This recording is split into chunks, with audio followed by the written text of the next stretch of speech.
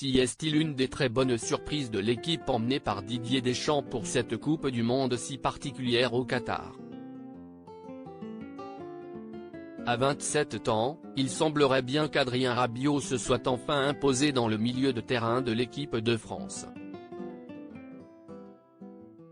Comme pour la plupart des joueurs, le footballeur de la Juventus de Turin peut compter sur le soutien de ses proches, venus sur place pour l'encourager.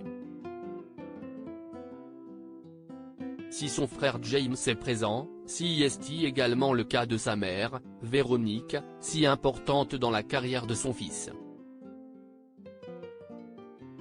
De nature discrète et ne souhaitant pas s'exprimer dans les médias, on l'a toujours connu avec les cheveux mi-longs plutôt blonds et un style assez classique, mais visiblement tout ceci est de l'histoire ancienne. Lors du dernier match des Bleus face à la Tunisie mercredi 30 novembre, Véronique Rabiot était dans les tribunes et on a pu remarquer son changement de look assez radical. Cheveux très courts et noirs corbeaux, elle portait de grosses boucles d'oreilles en or et des lunettes de soleil teintées pour un style assez rock. Les photos sont à retrouver dans le diaporama. On est donc bien loin de l'image beaucoup plus lisse qu'a renvoyée pendant des années la mère d'Adrien Rabiot.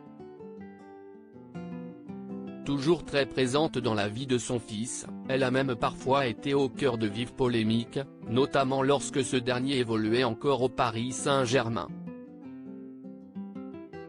Véronique Rabiot au cœur de la polémique lors du fiasco de l'Euro. Pour rappel, Véronique Rabiot avait été accusée de s'en être pris verbalement aux familles de Paul Pogba et Kylian Mbappé dans les tribunes, lors du fiasco des Bleus à l'Euro 2021. Alors que l'équipe de France avait été éliminée par la Suisse en huitième de finale de la compétition, des informations étaient sorties dans la presse indiquant que la mère d'Adrien Rabiot avait été particulièrement véhémente ce soir-là. Je viens de parler à Mbappé et je lui ai dit qu'il faudrait qu'il recadre son fils, aurait-elle raconté à un témoin de la scène, qui a appelé RMC pour raconter son histoire. Face au tollé provoqué par cette histoire, le footballeur s'est exprimé par la suite. Il ne s'est pas passé quoi que ce soit dans les tribunes. C'était un peu surprenant d'entendre tout ça. J'ai parlé avec elle et je la crois.